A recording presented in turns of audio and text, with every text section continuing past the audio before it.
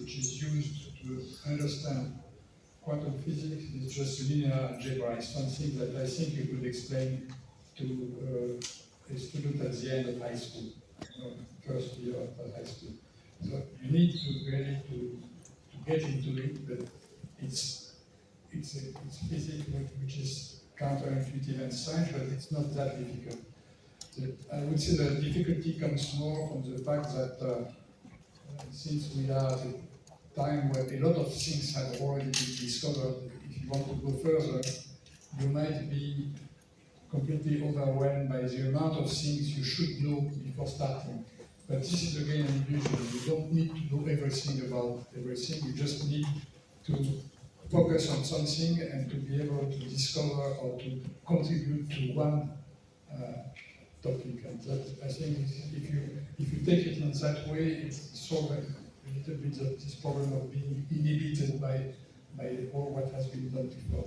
But the fact to be able to reflect and to think about what people have been doing in the generation before you and even in the centuries before you, I think it's not a weakness, it's a strength. It shows that what you are trying to do, get into a tradition, a flow of increase of knowledge and culture, which I think is very important. But I cannot neglect the fact that it's difficult because, for instance, it's very difficult to get a position. There's a lot of competition now, and the money is scarce. If you work in the experimental domain, you need money to start your research career, and then it's difficult. It's easier if you are a theorist on this side, but then if you are a theorist, the difficulty comes from the fact that you have a lot of theorists, and that if you want to get progress in theory, then it's much more difficult than just solving linear equations. You know that the